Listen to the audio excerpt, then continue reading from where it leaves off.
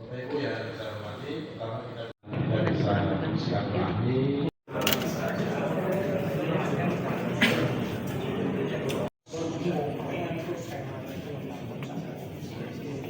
Forkopimda Provinsi Papua Barat Daya yang dihadiri oleh anggota Forkopimda kita, ada Pak Kapolda, kemudian ada Pak Pangku Armada 3, kemudian ada Ketua Pengadilan Tinggi, kemudian ada juga Wakil Pangdam Pak Danrem, kemudian Kabinda, kemudian ada Danran Tamal, Pasmar, ya, dan juga mewakili Kajati. Ini hadir semua di rapat kita hari ini. Ada beberapa agenda yang kita bicarakan. Yang pertama kita melakukan membicarakan tentang penguatan institusi Forkopimda. Dan ketua saya lupa satu, ketua Majelis Rakyat Papua, ya. Kita membicarakan tentang penguatan institusi Forkopimda, ya. Jadi kita sepakat Forkopimda ini harus dikuatkan. Karena itu kita harus perkuat anggotanya. Ada PP 12 memang tentang Forkopimda, tapi di situ memang tidak dirinci. Ada anggota bisa ditambahkan sesuai dengan kondisi wilayah masing-masing. Karena itu kita sepakat untuk kita perluas keanggotaan Forkopimda sebagai wadah berhimpunnya pimpinan-pimpinan daerah untuk mengkomunikasikan berbagai hal terkait dengan dinamika sosial, politik, ekonomi, budaya di wilayah Provinsi Papua Barat Daya. Itu strukturnya akan diperluas. Kemudian juga kita akan atur agendakan bagaimana mekanisme kerjanya, ya, kapan kita rapat, ya, dan seterusnya itu diberikan tanggung jawab kepada PJ Sekda sebagai sekretaris Forkopimda untuk menyelesaikan itu dalam waktu yang relatif singkat untuk kemudian menjadi acuan bagi kita.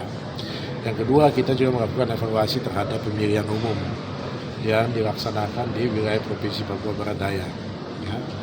Laporan disampaikan oleh berbagai pihak, dari Pak Kapolda, dari Pak Pangdam, melalui Pak Danrem, ya, juga oleh Pak Pangku Armada, karena juga teman-teman AL juga banyak membantu di pemberian kemarin, terutama dalam hal distribusi logistik. Kita sampai pada kesimpulan, ya, kita semua anggota Forkopimda menyampaikan terima kasih, apresiasi kepada seluruh komponen masyarakat yang ada di Provinsi Papua Barat Daya, karena pemilu kita berjalan dengan lancar, ya, aman, tenang, damai, bahkan tingkat partisipasi juga tinggi, ya. Untuk pilpres itu 81% atas, tapi untuk pileg itu sampai 86%, ya, jadi itu cukup tinggi.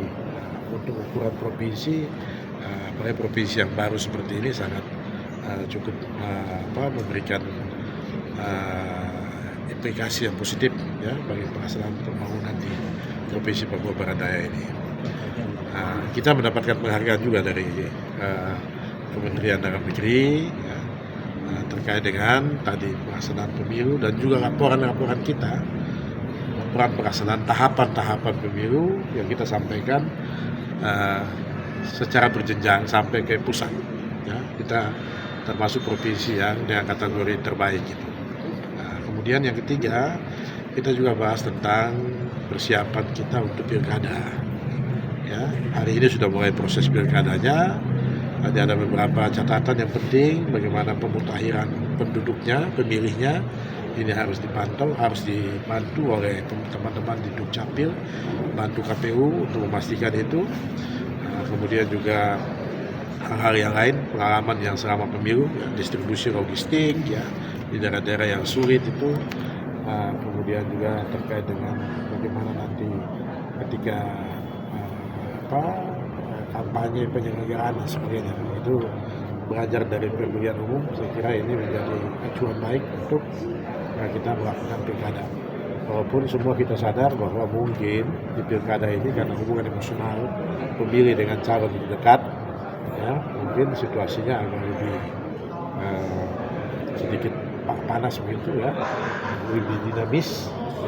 Tapi berkat kesigapan semua pihak, ya, terutama teman-teman keamanan dan juga pimpinan-pimpinan parpol, ya, kemudian juga tim-tim sukses segala macam, mudah-mudahan kita harapkan kerjasama untuk tetap menjaga situasi kondisi di Provinsi Papua Barat Daya untuk tetap kondusif selama proses pilkada. Sudah itu kita juga bicara tentang persiapan penerimaan calon pegawai negeri sipil. Ya, jadi intinya sebelum ini kita tadi sudah ada Bupati Wali Kota bersama saya ya Gubernur. Kita akan bertemu dulu dengan Pak Menpan RI RB ya untuk membicarakan persiapan kita dalam proses pemilihan. Karena untuk Papua memang ada sedikit beda dengan provinsi yang lain. Kita punya Undang-Undang Nomor 2 Tahun 2022, ada kuota yang diberikan kepada UAP ya, yang sampai dengan 80%. Ya. Nah, kita ingin mendapatkan jaminan supaya 80% itu benar-benar menjadi haknya UAP.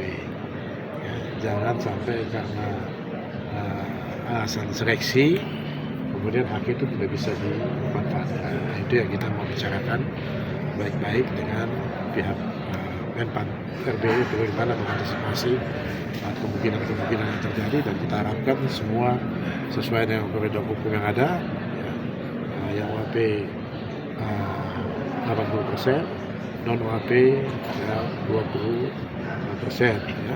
Dan yang menarik lagi yang non UAP juga perlu diperhatikan juga yang memang masyarakat yang sudah lama di sini, jangan yang baru datang terus bisa masuk dan lolos gitu ya, itu tidak adil namanya.